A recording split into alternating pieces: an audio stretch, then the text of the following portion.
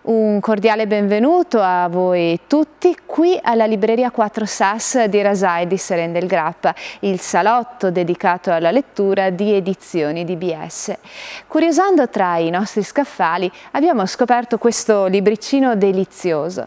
Si intitola Al Magnar dei Zatter, ovvero le ricette degli zattieri, quegli uomini che su zattera si occupavano di fluitare il legname fino a Venezia.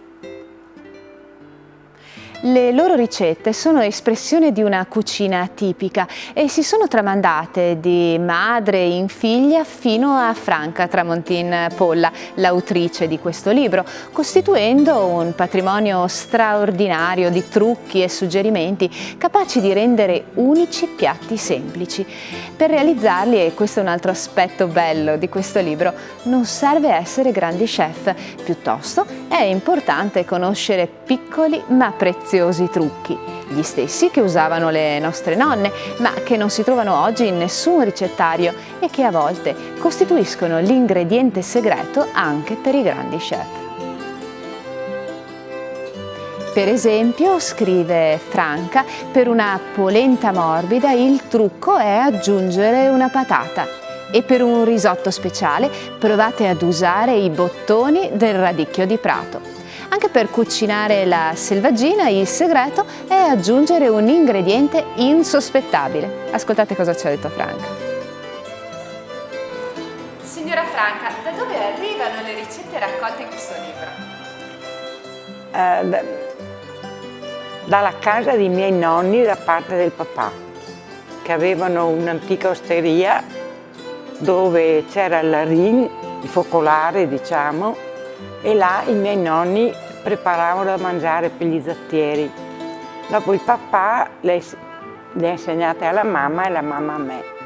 Lei ha voluto scrivere perché fatti in quel modo questi piatti non si ritrovano più. Sì, raramente, forse le persone un po' anziane le ricordano, ma i giovani purtroppo no, perché oggi è facile trovare anche tutto pronto lavorando. Perché sono ricette che lei reputa interessanti, particolari e sane? Anche per lasciare un ricordo ai miei figli e ai miei nipoti. Le consiglierebbe ad una donna che ha poca pratica di cucina? Ma penso di sì, perché leggendo il libro che mi sono permessa di scrivere quel poco che so, potrebbero farle facilmente, insomma. Però a una persona che piace questo mangiare, diciamo. E anche ad una persona dunque che non è brava in cucina. Sì, no, ma imparano subito. Oggi sono più svegli dei miei tempi di 70 anni fa. Ci sono tante curiosità ma anche tanti trucchi all'interno di questo libro. Beh, senz'altro non tutti li ho messi, perché se qualcuno vuole imparare qualcosa, se mi fa sapere, io adesso sono propensa a lasciare. Ci dica qualche curiosità, qualche trucco di quelli che ha svelati all'interno del libro.